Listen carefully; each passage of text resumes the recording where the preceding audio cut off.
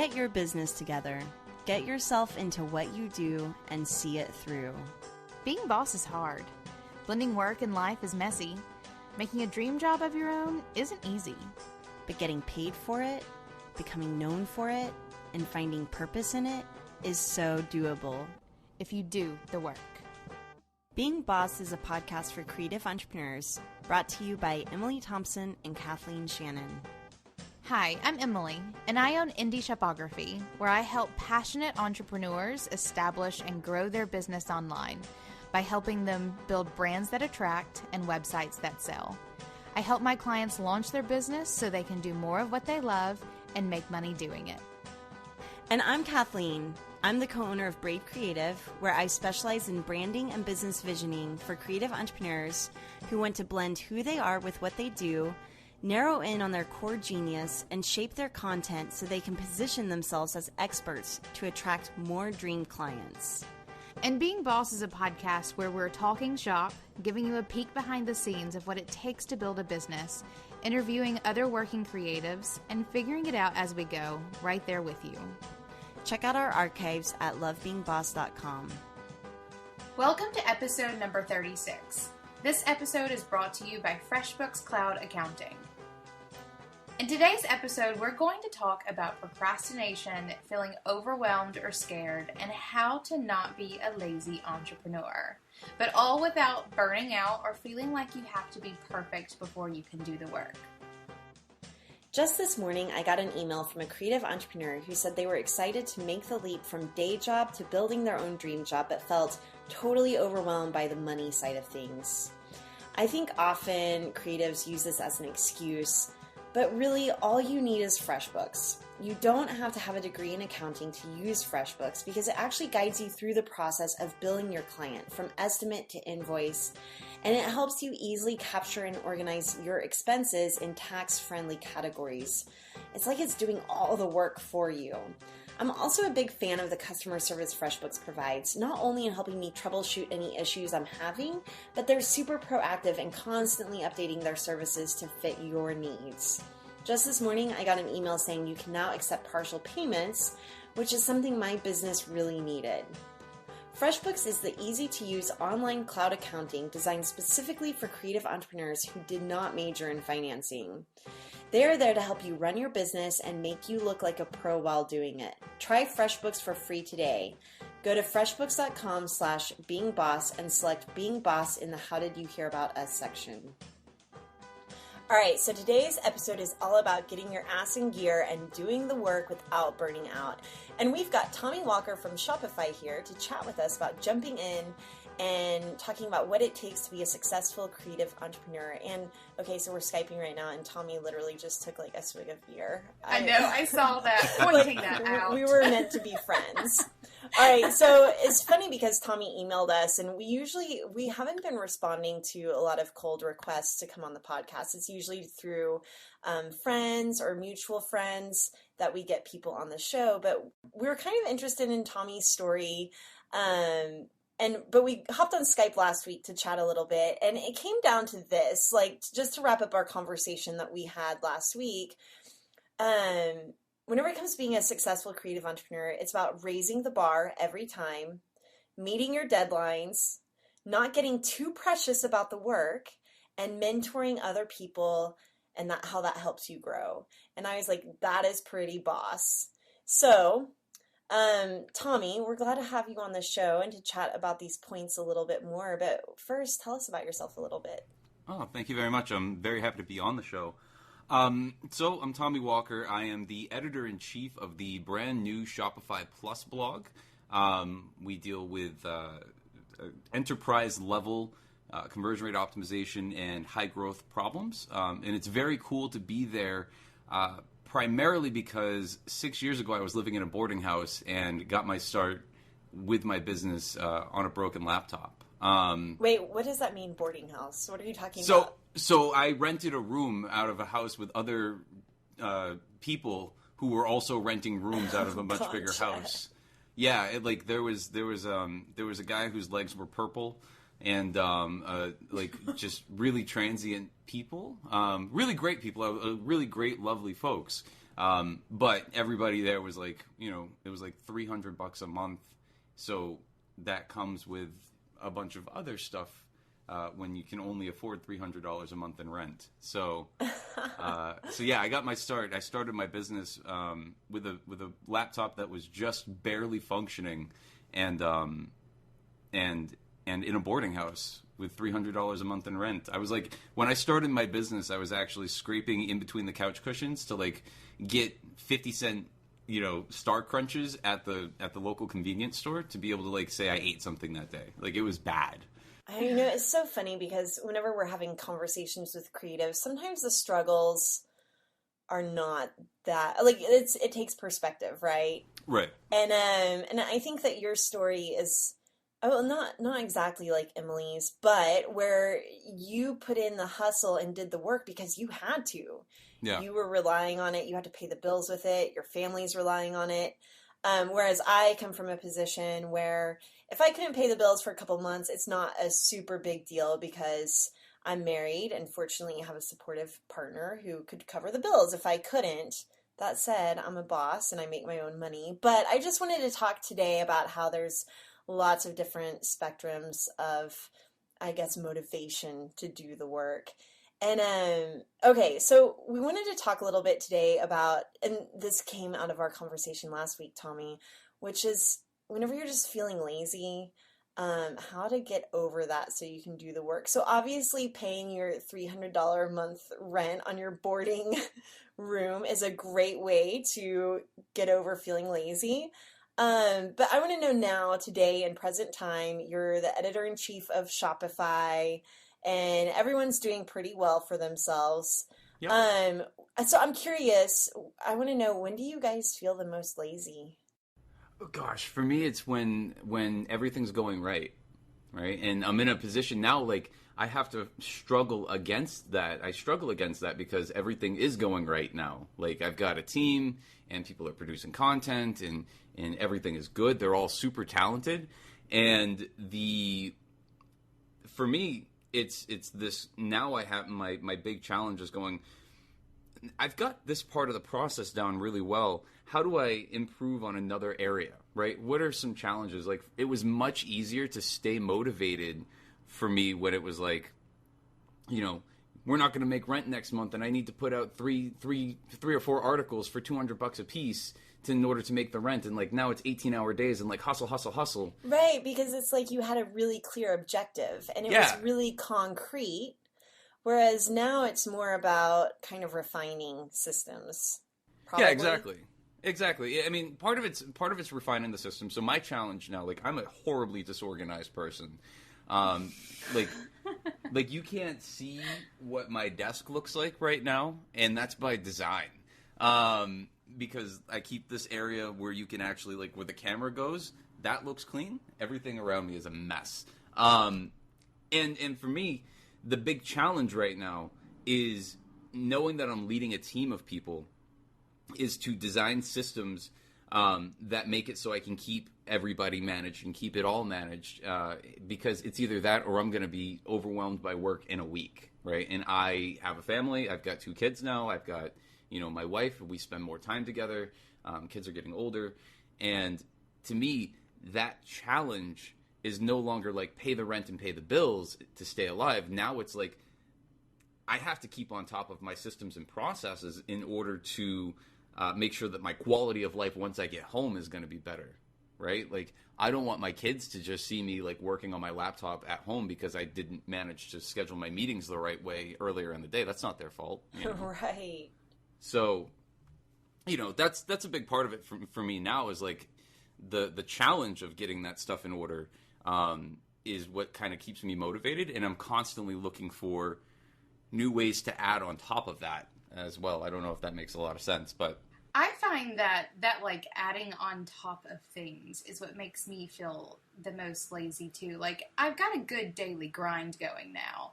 Like, you get up, you get shit done, come home, hang out, do what you gotta do at home, cook, have fun, rest, watch some TV, go to bed, do it all again the next day. But it's whenever I have to figure out what those next steps are.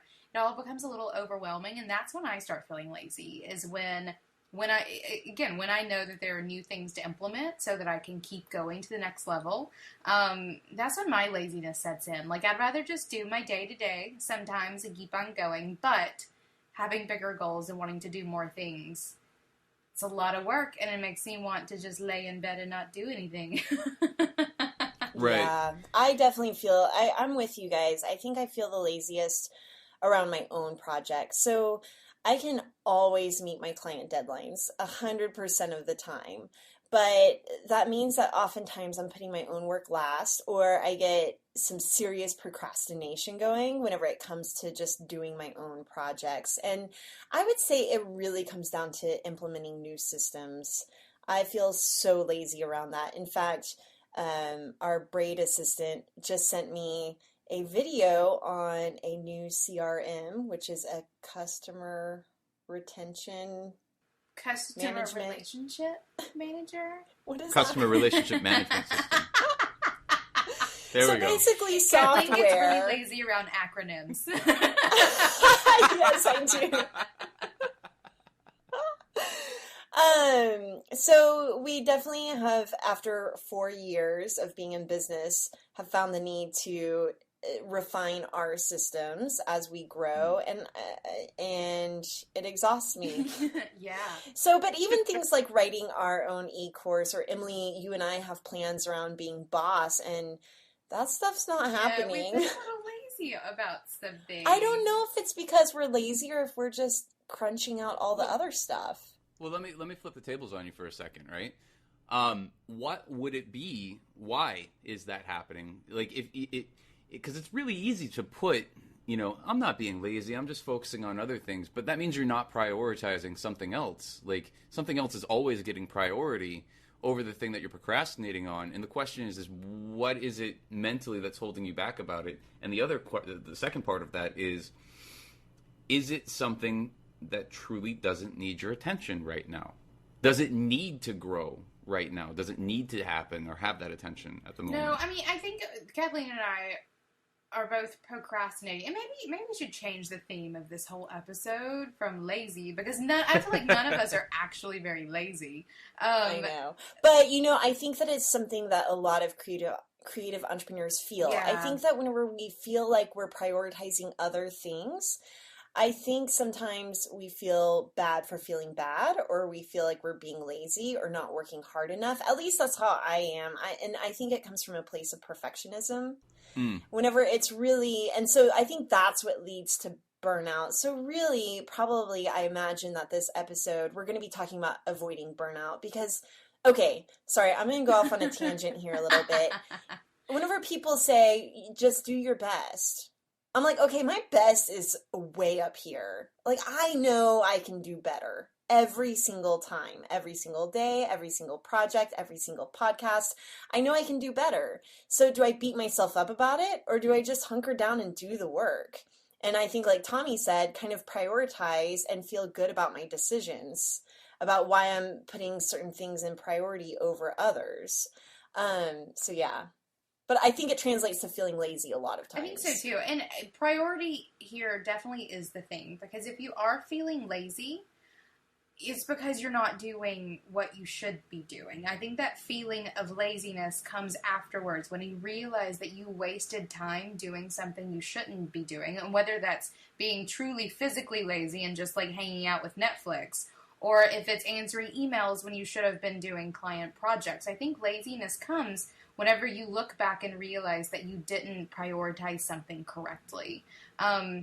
So in that, whether or not your lazy looks like my Sundays, or your lazy looks like Kathleen's Monday mornings, I think it's all about prioritizing, and that's the key to not being lazy. Prioritize your shit. Mm-hmm. Yeah, and I think there's also a difference, and I think you were starting to touch on this a little bit earlier, is that it's all relative, right? Like, you can feel lazy but still be productive. Like, it's all important stuff, and for me, like, I before I ever got into marketing, I went to acting conservatory, and there was something that one of my teachers said that's always stuck out with me, and he's like, "You're not always going to reach your high bar." He's like, there's a reason why it's the high bar, and you're never going to beat it every time. The goal for you is not to reach your high bar every time and try to beat it every time. The goal for you is to be so good that your low bar is higher than the other guy's high bar. And I think that that's great because for me, what that's done is that's made it so when I have the systems that I create, right? Like I have this whole process in Trello right now where I manage 6 different writers at the same time, and we have this whole process for moving content and making sure that content is developed and on point, and we can communicate with each other on that. For me, it's knowing that process is in place. So even if I am having a lazy day, I'm not like searching through my inbox and going like, oh, what was that article that so-and-so sent me and blah, blah, blah. Like, no, I've got a process in place that makes it so even on my worst day, I can still keep track of all that stuff, and I'm still in a much better position than any of the other editors that people might be working with.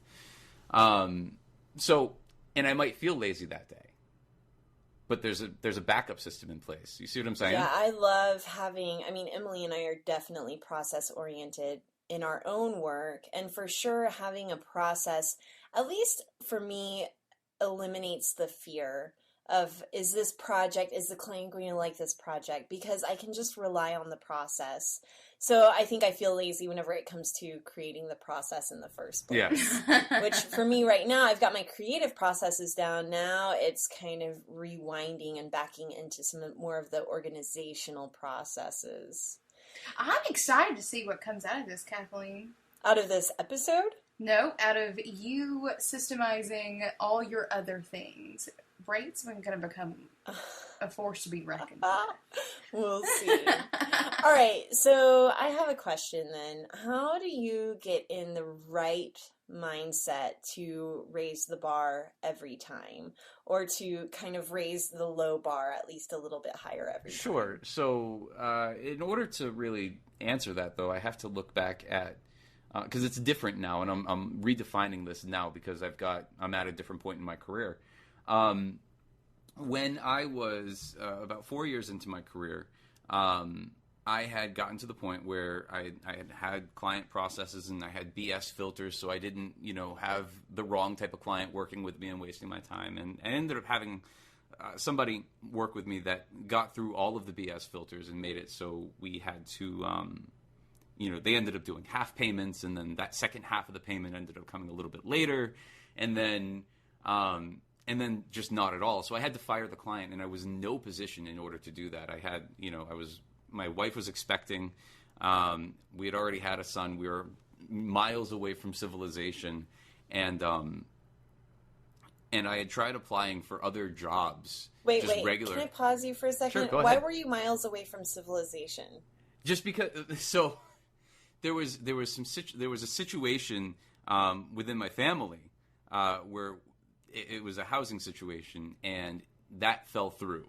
So you guys were like living in the woods. Yeah, we were about a mile away from the beach, but like 2 or 3 miles away from any place that actually had any, like we weren't within walking distance of anything. And before we had gotten into this situation, we were right within the downtown area. So even if something like the car broke down, we could still walk to a downtown area and get groceries on our own, for example. So I exaggerate a little bit when I say we were miles away from, or when we were in the middle of nowhere. It wasn't quite that bad, but it was not. Expect Kathleen to call. Yeah, no, that's fine. Is all I have. No, I'm just trying to like visualize this, like you like living in, I don't know, a tent or a cabin. It was close. It was really close. The house that we were in was built in the 1930s. It had no insulation. We were in coastal Maine.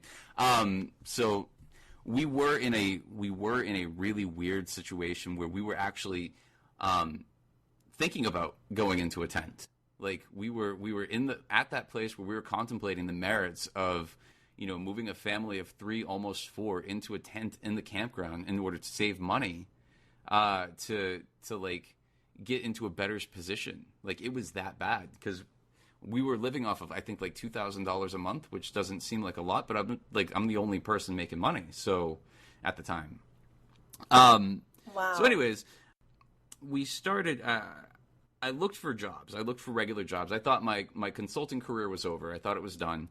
And I was looking for jobs. And gas station work and, lead generation for Home Depot, all of these jobs, they all said no. And the reason they said no was because I had been working for myself for so long that it was somebody who had been working for working with another company, working for the company for a long time. They had better qualifications because they had already been working for the man for a while. So my only option at that point was to write articles for $200 a pop and then get them out as fast as possible. So to go back to the original question of how do you keep that process going, my back was against the wall when that was happening because there were no other options. So for me, raising that bar every time was literally a matter of like, am I going to get paid or not? And it was, I couldn't spend the time in a lengthy editorial process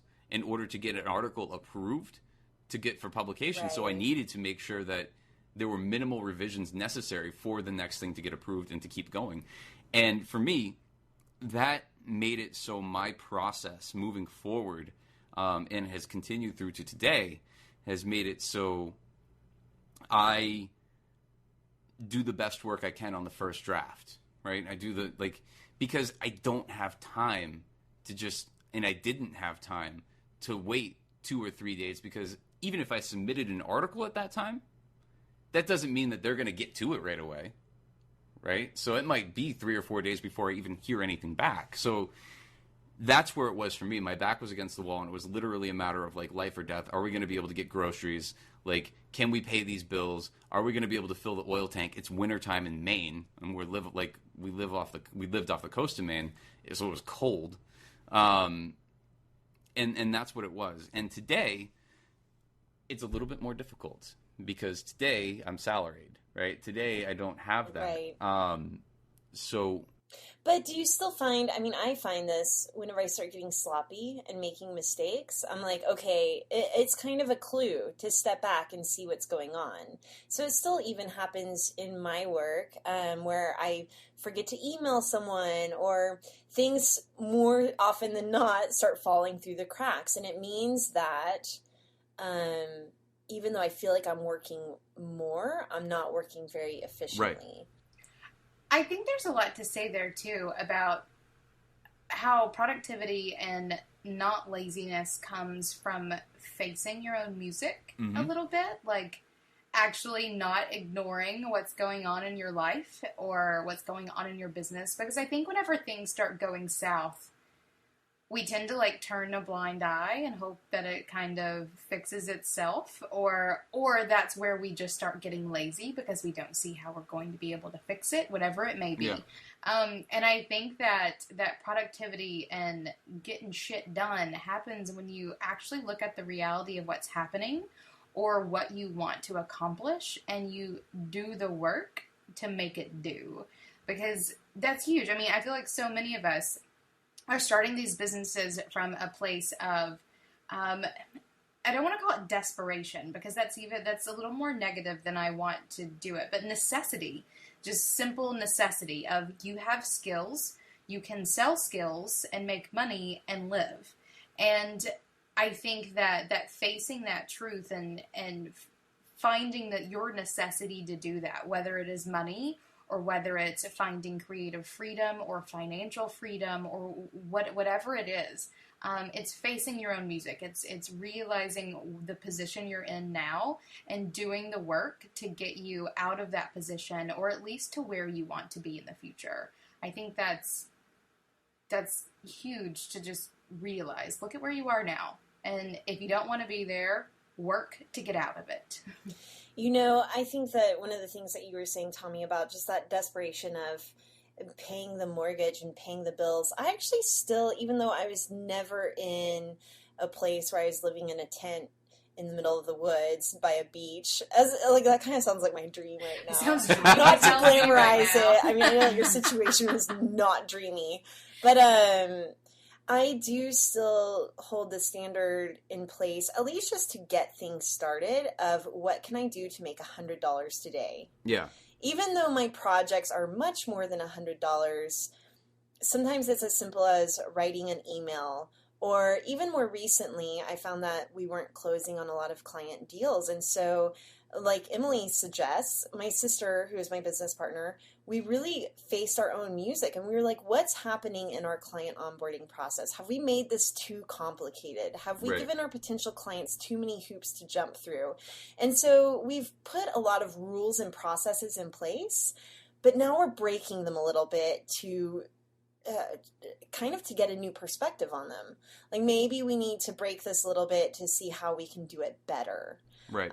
But still going back to that, how can I make $100 today still brings that kind of sense of hustle back into my job.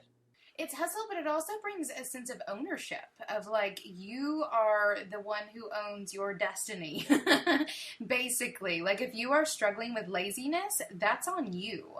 So if you need to like have the idea of, you know, making $100 a day to just get you up and get you going, then use that. I think that's huge. One of my favorite ways to look at this, and my favorite way to get in the mindset of just get the hell up and do what you gotta do, is that time passes anyway. I mean, whether you are sitting on the couch or if you're hustling something out, the time will pass. So you might as well make something of it. Because if you don't, you will get nothing at the end. But if you're working, when you get to the end, you'll have something to show for it. And I'd much rather have something to show for it than, you know, wide ass and having all of my Netflix checked off. Like, that's what I would prefer. I use that philosophy whenever it comes to building my six-pack. There you go. There you go. Do it. My wife is actually my biggest inspiration when it comes to this type of stuff, because when we were in that position of like one of the things for us is like my car had broken down, right? The engine in our car had blown, and I had said, we're not relying on family members in order to get us out of this situation. So I had a very tangible financial goal of like, we need to get $5,000 saved up while also living in order to get that going. My wife, though, like something that was brilliant about this time, like she's in the fortunate position, or it depends on how you want to look at it, actually, because she stays at home with the kids, right? She stays at home, and yeah, that sounds awful. God bless her. I love her to death, and I appreciate every minute that she does what she does. Because it is hard work, and I do not take that for granted even a little bit. The thing that she had done at the time was that she really was looking to do, she wanted like an interesting, like this really neat baby carrier, right? And what she had done was she reverse engineered how much money she needed in order to get it, and then looked at the different ways that she could have earned that money given the skill set that she had and the resume and time and everything else that kind of went into that. And one of the things she ended up doing was looking at NTurk to get like transcription jobs, right? These are not very good paying gigs, but she did enough of them that when she got the money to buy the thing that she wanted, it was way more symbolic and way more meaningful to be able to do that. And I think that if you're feeling lazy and you're feeling like you're complacent and like you're relying on your processes and all of that stuff, like working towards that goal and then reverse engineering it from there to say how many things do I need to do in order to get to this place, right? Yeah, and you know what I love about this is that your wife was really specific in what she wanted. Oh, she specifically wanted this baby carrier. And I think that's something that happens in creative entrepreneurship, is that as you raise the bar and you hit some goals, you start becoming complacent and getting specific about what you want. Because also, whenever you first start, it's like you, Tommy, I just need to make the rent, or I just need to get one freaking client. So it is about getting really specific about what you want. And so even more recently, and why you want it. And why you want it. Like that's, to me, that was always bigger. It wasn't just a matter of going like, I need to be able to get out of the boarding house. It's like, I need to be able to get out of the boarding house and also have a place that has a washer and dryer, right? And like very specific stuff around that, because it's like quality of life, not just like, hey, let's get out of where we are, but let me get to where I really want to be. What are some habits and routines that you have to be a badass creative entrepreneur and to manage a team of 6 people for Shopify? My habits are terrible. My habits are absolutely Kathleen and I Skip can that teach you a thing question. or two. Yeah, no. My habits are terrible. My processes are immaculate. And my processes are immaculate because my habits are terrible. So, for example, I have a system in Trello that I use where it's like if you start on the left side of the board where we're talking about, article ideas, and the idea is to move it all the way to the right side of the board where it's like done and scheduled and ready for production. And in between those two steps are things like for review, and there's a labeling system that we use, and we use the comments to go back and forth and things like that, right? And that makes it so when I look at my email is not also trying to be my content management system and my communication system with my writers, right? That works really well. I have a way that I break down my Google Drive to make it so I don't have 100 images in one folder called images. It's in a folder that's broken down by like month, by article, by year, like and into a very specific folder there might only be 10 images in that folder, but those are the only 10 images that are relevant to that piece, right? And I do that. I create those processes. They're very specific to me right now because I am terrible with habits. Like if you were to say to me, like, if you were to take all of this stuff away and like rewind back 2 years ago and say, okay, you've got 6 people to manage, I'd be done in 2 weeks. It'd be terrible because I'm like, I don't know how to talk to, these people or schedule these conversations. And now like I live and die by my calendar. And I'll be honest, like we didn't do a calendar invite for today's meeting. And like 2 hours ago, I was like, oh shit, I have a podcast interview today. And like, it's important to me, but because I don't have that process in place and I didn't follow the technique that I have in order to like keep track of that, I was like, writing down my notes of things that I wanted to cover and all of this. Oh, that's funny. So I'm kind of the opposite of you where my habits and discipline are pretty impeccable, but my processes, especially when it comes to content management systems, are not on par. But like you, I live and die by my calendar. So this was in my calendar.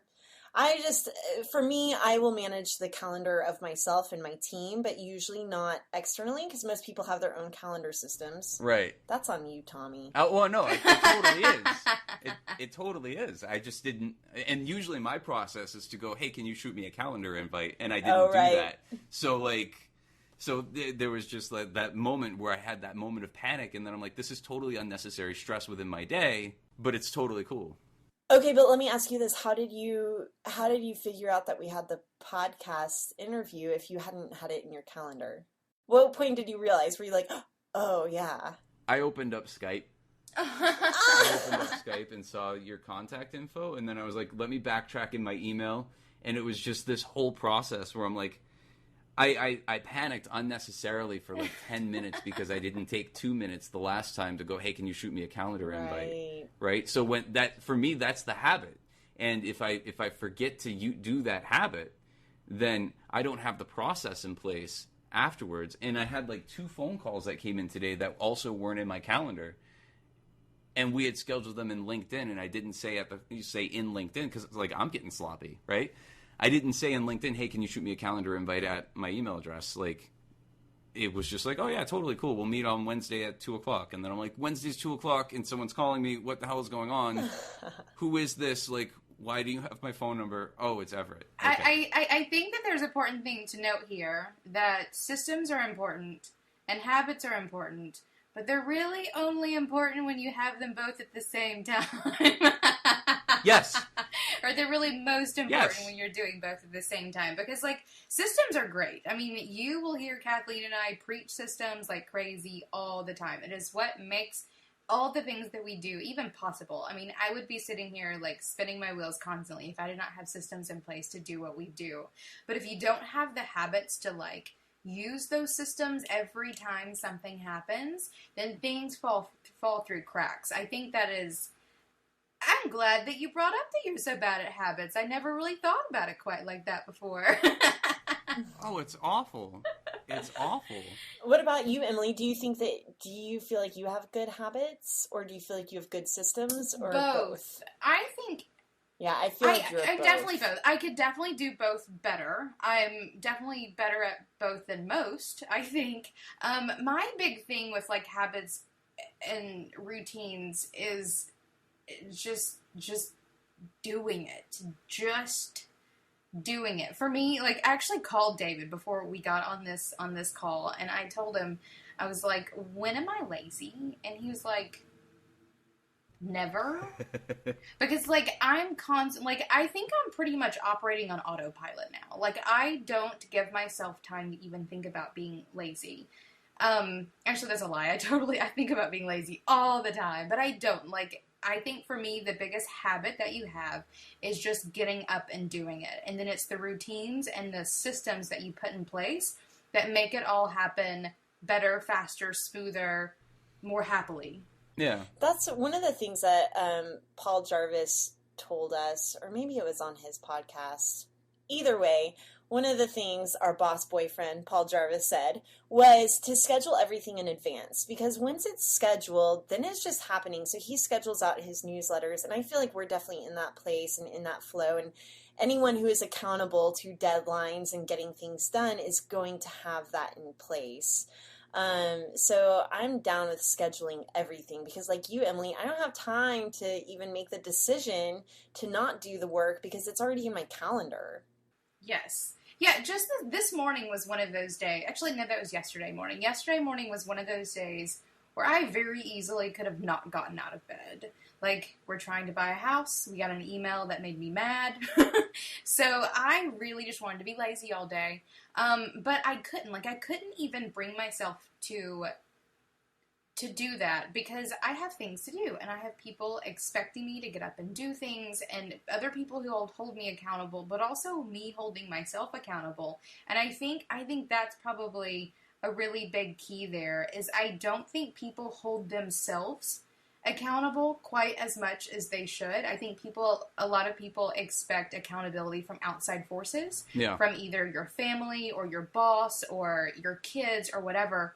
And I think that you give away too much of your personal power when you expect everyone else to hold you accountable. But if you hold yourself accountable to be boss as fuck, you are going to get up and do it. Yeah, I want to add to that too because that's great. I love that.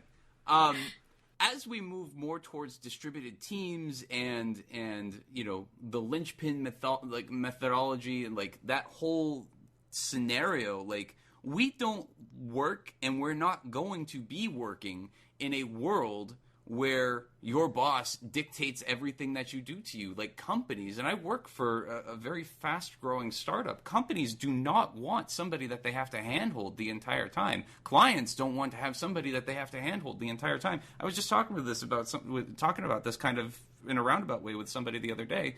They were like, I don't give my clients a ton of options because they expect me to be the expert.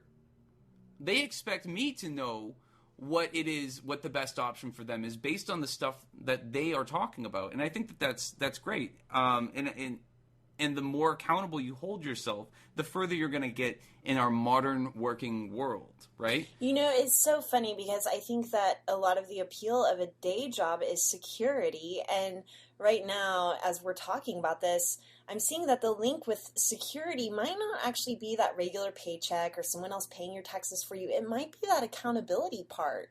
So I want to actually unpack this a little bit and talk about what are ways that people can hold themselves accountable. So for me, it's my calendar. My calendar and scheduling everything holds me accountable. Probably also my family on a personal level. I want to be, so one thing that holds me accountable as a parent is this idea that I want to show my son how cool it is to be an adult in this world. So I have to live a cool life. I can't sacrifice everything to be a good mom. I'm putting that in quotes because then it means that I'm not being a cool adult. And that's really my primary job for him. So anyway, but going back to being a creative entrepreneur, what are some other ways that we can hold ourselves accountable? I think you cultivate responsibilities that bring you joy. I wish you guys could see Emily's face. She like shocked herself. Like that one came from one came from deep within me, guys. God was speaking through you at that point. But am I not right? Wait, say it again. What was it that you said? I was so distracted by your face whenever you said it. I hear that one often. You cultivate responsibilities that bring you joy. So whether that is your kids, or for me, I love my team. I love my team, and I'm going to get up every day, not because they're holding me responsible, but because I'm holding myself responsible for them, almost. Does that make sense? Yeah, makes sense. like, so being a good leader. And so, yes, like, cultivating exactly. qualities of leadership is definitely Yes. a good way to bring some accountability into your life. Exactly. Or for me, one of my current issues is this stupid ass house that I'm buying. And for me, like, the responsibility of becoming a homeowner and having a house for myself and my family, and it's a really cool house too, which makes me really excited. Like, that is a responsibility that brings me joy. That gets my ass out of bed every single day. At least at the moment. So it is. It's about cultivating things in your life, responsibilities, and just not. I think you also have a responsibility to yourself to enjoy your life. So whether that's, we were talking this weekend. Don't mean to throw this at you about like going camping this weekend, and so that for me like is a responsibility that I will hold myself accountable to.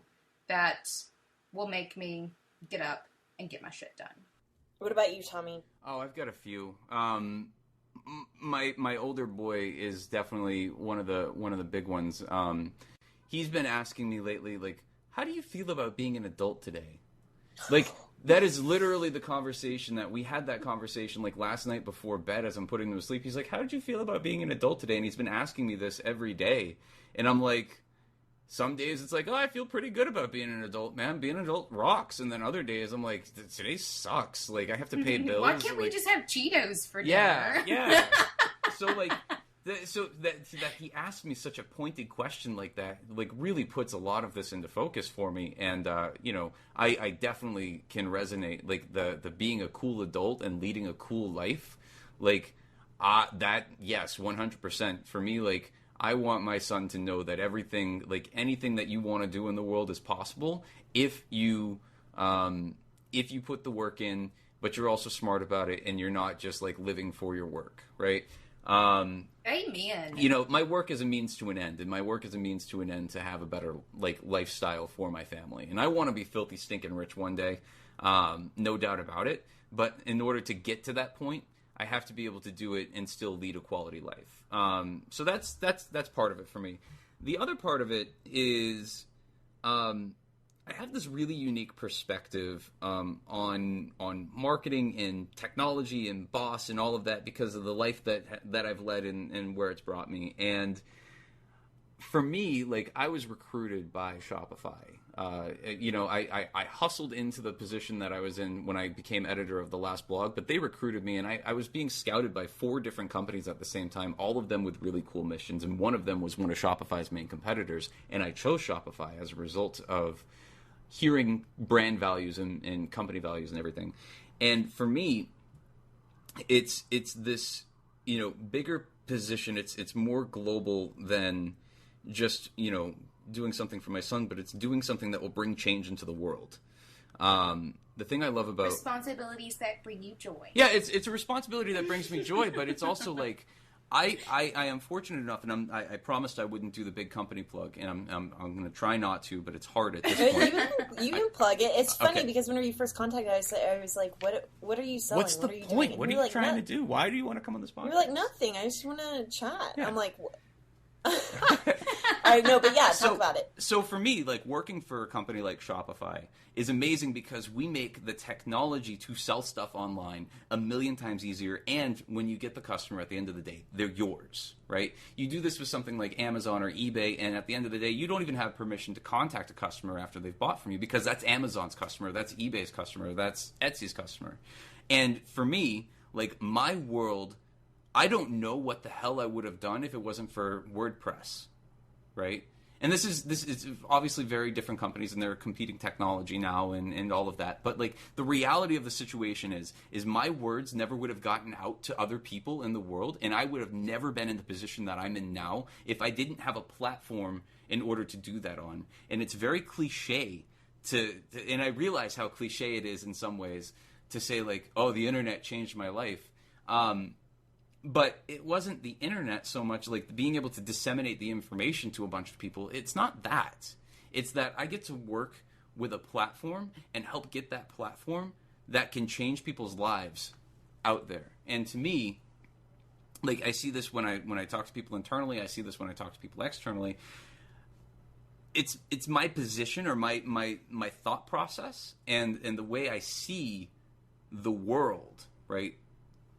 That makes it so that's unique, and it gives me a stronger sense of purpose than just like, oh, I have to go to work today. And that's very valuable to me because I know that I can have in some way some impact on the world at large. Bringing it back into a little bit more concrete area, I manage a team of 6 people, right? And if I'm not following my processes and if I don't have good habits that day, I've got some PayPal invoices to pay today. People don't get paid, right? And if I'm not showing their value in the work or the value that they're bringing to the table, and I'm not trying to enhance their value, then the company might make a company decision to say, we can't work together with these people anymore because we just don't see the value in it. And for me, like, that's the more tangible sort of thing where it's like, you know, if you have a team that you work with, like, you want to be able to do well by them and do well by the client, you know, and that for me is like super valuable too, because I want to be able to take the position that I've put myself in and the work that I've done, and I want to use that to help other people, right? Not just like on the day-to-day grind work where people are gonna, you know, write for me and we publish articles together and whatever, but also the people who those pieces go out to, right? Like when I was at my last company, people would send in things and be like, thank you so much for the work that you put in, because it helped me increase my revenues by 300%, right? And like, that's allowed them to bring on more people. And I'm like, I got paid $200 for that article, which is not a whole lot. But that sort of like knowing that the way that I process the information that I got from other people and the way that I put it out there into the world just with my fingertips, and like, that's really powerful to me. And that's more of like my driving factor at the end of the day, because like, it creates a legacy of some sort, and it's really esoteric but that's what it is. That's what it is for me. So yeah. No, I think that's huge. I think that's a really good point there. I think whenever, like, looking at habits and routines to, like, help you feel productive and keep from being lazy, I think that gratefulness there is probably one of the hugest ones that none of us even talked about, but is such an important thing. Like, I think if you're feeling lazy, if you're feeling unproductive, like, stopping and being grateful for what it is that you do have, or if someone else is grateful for you for something. Because I know there are some days when, organizing things for the podcast or stopping my day to record, it can be a little hard. But it's like the grateful emails that we get that has me pumped and ready to go to record the next one. I think that is such a huge thing. And so whether it's you being grateful to yourself or to the things and people around you, or having grateful served your way, I think that's such a powerful way to get out of the wheel spinning of laziness and getting back to being productive and realizing why it is that you're doing it. I think finding purpose in what you do is definitely what drives the creative entrepreneur more than anything. And I think getting back to that purpose sometimes when you're having a day where your purpose is above the clouds, getting back to that purpose is what makes you get up and do. Well, and then I want to circle back around to Tommy's comment about not getting too precious about the work. So let's talk about that too, because then there's the days where it's like, Okay, have you guys ever seen Wet Hot American Summer Yes. with Paul Rudd and No. Janine Yes. Garofalo? It's so good. So there's this And scene the where Netflix series is hilarious too. okay, we just started watching it. Anyway, so we were watching the original movie. My husband hasn't seen it, so we were catching up.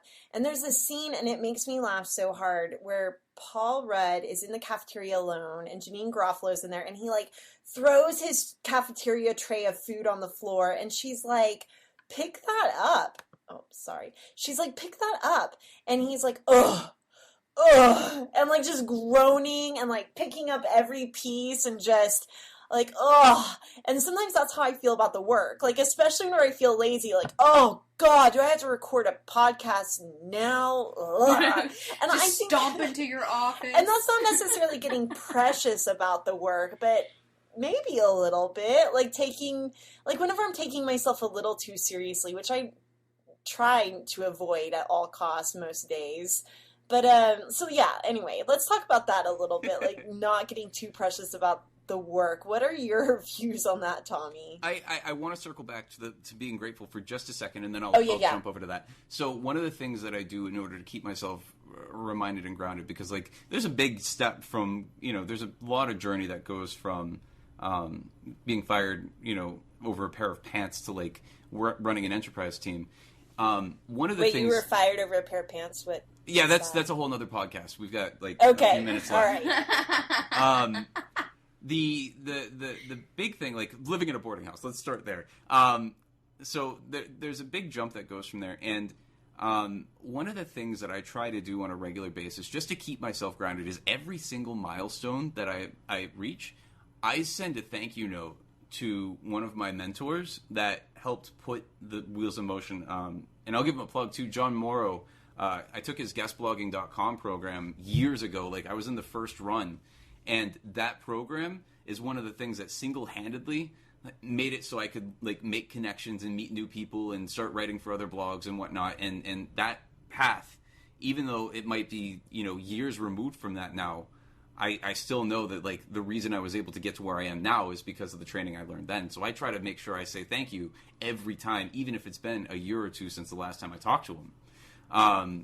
It's a magnificent practice. High five. Yeah, and it's just because I try to be grateful for all of those steps, because I remember where I came from, right? Like, and that's important. Just to like me. Jenny from the block. Yeah, exactly.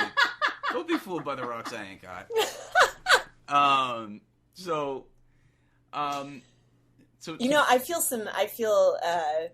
I feel bad whenever anyone brings up thank you notes. I'm the worst about saying thank you. I mean, I say thank you, but I'm bad about like sending gifts. And things like I'm really bad. Whatever. About You're awesome at it, doing Emily. thank you I've gotten cards. more than one gift in the mail from you. So I'm good at gifting. I'm bad at thank you cards. I am bad at thank you cards. Chris does my thank you cards officially. That's a system I put in place because I know I suck at thank you cards. For me, anyway. that's a habit I wanted to get into, because there's this thing in the blogosphere where it's really easy for your head to get inflated, right? Like, no, yes, I've never noticed. Yeah. So like, for me, I went down that path for a while where I'm like, I'm a thought leader and I'm an influencer and people want to get in touch with me to promote their stuff, and I can say no and they'll never get reach if I don't put it out there. And like, screw all that. Like, I'm like, wait, is that true? It's a good thing we have you on this show. Yeah, exactly. like reminding myself to go like say thank you to the people who helped get you here. Like, I still thank the person who, like, when I was like at my most depressed, said you need to get out of the house and go to the Super Bowl party, because that's what led me to get my first client. Like, if it wasn't for that, like, and if I don't remember that that's what happened, then it's real easy to just like misattribute all of my success to be thinking that it was all just me. Like, it wasn't just me. It never was all just me. So, I love that. Yeah. One of the things that we always talk about is how you can kind of tap your tribe and be boss by cultivating your creative pack. But maybe in this episode, how about everyone just go and say thank you to someone? Yeah, like, that's a good way to cultivate your creative pack, is just to go say thank you. Just go give back. Like, I did my official blog launch through some of the people within my LinkedIn network that was just like, hey, in some way, you helped get me to this point, and I've got one more ask for you right now, and I promise I will never do another please share my post or email again.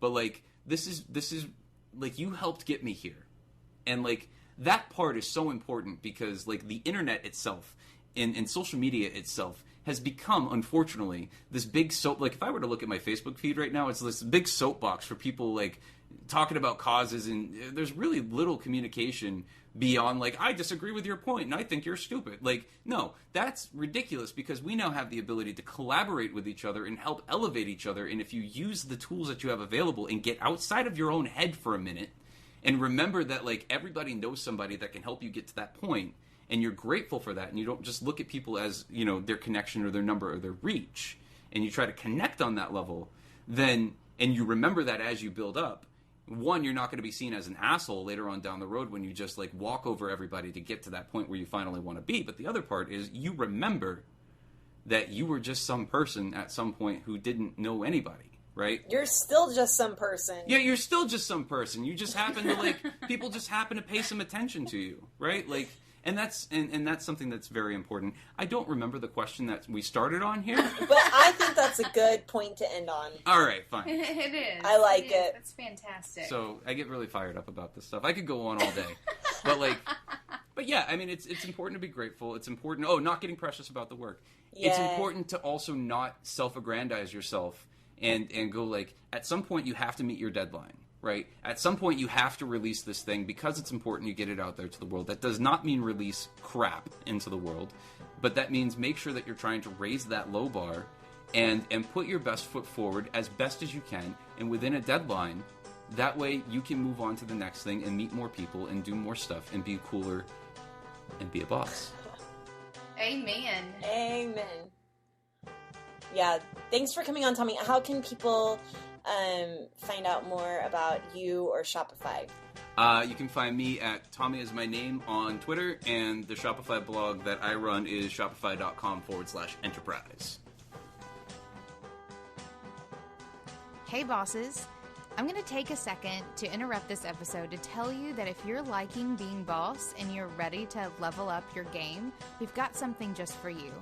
Check out the Being Boss bundle. It's Kathleen's DIY coaching for creatives and my Get Your Shit Together series, bundled together at one low price just for you bosses. You can find that at lovebeingboss.com/bundle.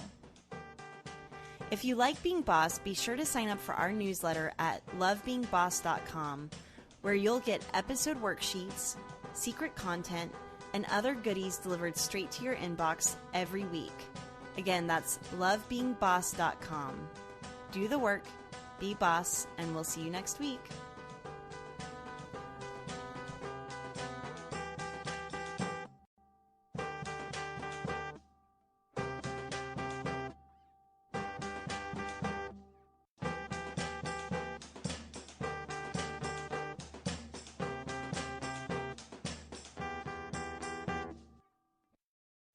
Thank you. All right, thank you guys. Thank you so much. It was fun having you on. It was great. I appreciate you taking the chance. Yeah, of course. Oh, we don't do it often. We really don't. We expect a thank you card. I will send you a thank you card. I will get my assistant to. And then I'll get my assistant to write all you thank you cards. Yeah, no. Yes, I'm just me kidding. Too, me No too. one get your assistants to write anyone a thank you I'll card. get I my don't people need to it. get with y'all's people the same thing. I will write you a legit thank you card. I just wanted to get my assistant to get your address. Oh, perfect. We're all a bunch of assholes is what it is. See, once the podcast is over, that's what happens, right? I know. No. We're still recording. No, we're fantastic. They all know we're nuts, I'm sure.